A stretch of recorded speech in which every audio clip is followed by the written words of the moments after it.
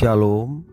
Devosi 1 Samuel pasal 27 ayat 1-12. Demikian firman Tuhan. Tetapi Daud berpikir dalam hatinya, bagaimanapun juga pada suatu hari aku akan binasa oleh tangan Saul. Jadi tidak ada yang lebih baik bagiku selain meluputkan diri dengan segera ke negeri orang Filistin. Maka tidak ada harapan bagi Saul untuk mencari aku lagi di seluruh daerah Israel, dan aku akan terluput dari tangannya.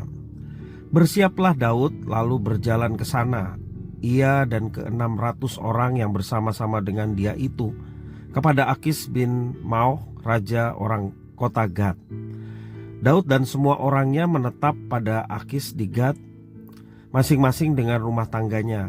Daud dengan kedua orang istrinya, yakni Ahinoam, perempuan Yisrael, dan Abigail, bekas istri Nabal, perempuan Karmel.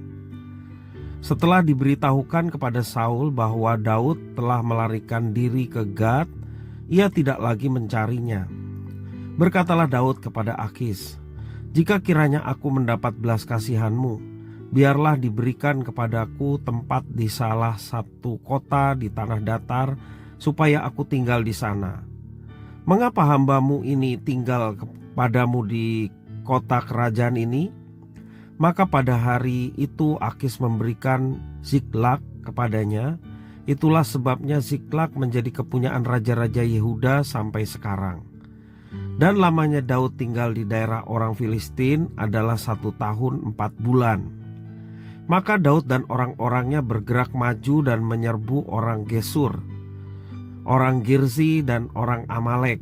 Sebab orang-orang inilah penduduk negeri itu yang membentang dari Telam ke arah Syur sampai tanah Mesir. Apabila Daud memusnahkan negeri itu, seorang pun tidak dibiarkannya hidup, baik laki-laki maupun perempuan. Ia merampas kambing domba, lembu, keledai, unta, dan pakaian. Kemudian pulanglah ia dan kembali kepada Akis. Jika Akis bertanya, "Di mana kamu menyerbu pada hari ini?" Maka jawab Daud, "Di tanah Negeb Yehuda," atau "di tanah Negeb orang Yerahmeel," atau "di tanah Negeb orang Keni." Daud tidak membiarkan hidup seorang pun, baik laki-laki maupun perempuan, untuk dibawa ke Gad, sebab pikirnya jangan-jangan mereka mengabarkan tentang kami dengan berkata, "Beginilah dilakukan Daud." Itulah kebiasaannya selama ia tinggal di daerah orang Filistin. Tetapi Akis mempercayai Daud, sebab pikirnya tentulah ia telah membuat diri dibenci di antara orang Israel bangsanya. Ia akan menjadi hambaku sampai selamanya. Demikian firman Tuhan. Pada saat rencana kita hancur berantakan, pernahkah kita meragukan Tuhan? Daud mengerti betul perasaan ini. Apa yang menjadi harapannya tidak sesuai dengan kenyataan. Daud sudah diurapi menjadi raja oleh Samuel. Kalau kita membaca dalam 1 Samuel 16 ayat 1-13, disitulah kisah bagaimana Daud diurapi menjadi raja, walaupun kenyataannya dia menjadi seorang pelarian. Kemudian ia menunjukkan berbagai pencapaian. Misalnya satu hal yang paling terkenal adalah ketika dia bisa mengalahkan Goliat, 1 Samuel pasal 17. Akan tetapi pencapaian itu tidak otomatis membuatnya langsung menjadi raja. Hal yang terjadi malah sebaliknya, yaitu Saul malah mengejar untuk membunuh Daud sehingga Daud menjadi seorang pelarian. Dalam situasi kian pelik ketika Samuel mati, yang membuat Daud menjadi ragu akan rencana Tuhan yang telah mengurapinya menjadi raja. Pergumulan Daud ini membuatnya melarikan diri dari apa yang terjadi, melarikan diri dari orang yang sesungguhnya diurapi tetapi berniat untuk mencabut nyawanya. Bahkan Daud melarikan diri kepada musuh Israel, yakni orang Filistin, karena ia takut kalau suatu saat Saul akan membunuhnya. Untuk itu ia membuat perencanaan matang. Daud dan kedua istrinya Juga 600 orang yang mengikutnya datang kepada Raja Akhis bin Maoch, Raja kota Gad. Itulah yang dilakukan Daud untuk mendapatkan perlindungan dari kejaran Raja Saul. Dalam perikop yang kita baca ini, pertanyaannya adalah apakah kemuliaan Tuhan menggagalkan rencana Daud karena meragukan Tuhan?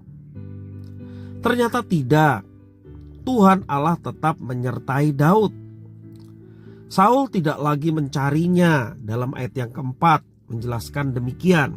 Bahkan Akis, raja kota Gad itu memberikan apa yang menjadi keinginan Daud. Ayat yang kelima sampai yang keenam. Dan Akis memberikan kepada Daud daerah yang disebut Ziklag, ya, sebagai tempat bernaung, bahkan sampai ketika Daud menjadi raja, tempat itu menjadi bagian dari tanah Yehuda. Tidak hanya itu saja, dalam perlarian Daud, Tuhan Allah memberikan kemampuan kepada Daud untuk tetap menjalankan tugasnya sebagai raja yang diurapi. Ia berhasil dalam misinya menyerbu orang Gesur, orang Girzi, dan orang Amalek. Dan hal ini membuktikan bahwa Allah sabar dan setia kepada Daud sekalipun Daud meragukannya. Dari peristiwa Daud ini kita belajar bersyukur oleh karena kita memiliki Allah yang sedemikian setia dan penuh kasih.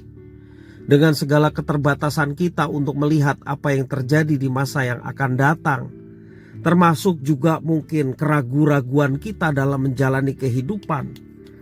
Dan ketika kita tetap berserah kepada Tuhan, segala keraguan-raguan itu Tuhan yang akan menolong supaya kita melihat bahwa karya Tuhan akan dinyatakan tepat pada waktunya. Dia juga akan menunjukkan kesetiaannya kepada orang-orang yang diurapinya. Karena itu marilah kita tanggalkan segala keraguan yang ada di dalam diri kita dan mengubahnya dengan ucapan syukur oleh karena Tuhan yang Maha Kuasa.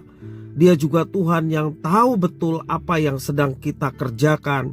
Bahkan juga di dalam hati kita ketika kita mengalami keraguan, Tuhan tahu, maka kita mau serahkan segala keraguan itu, membuat hati kita penuh dengan damai sejahtera dan menjalani kehidupan dengan penyerahan sepenuhnya kepada Tuhan.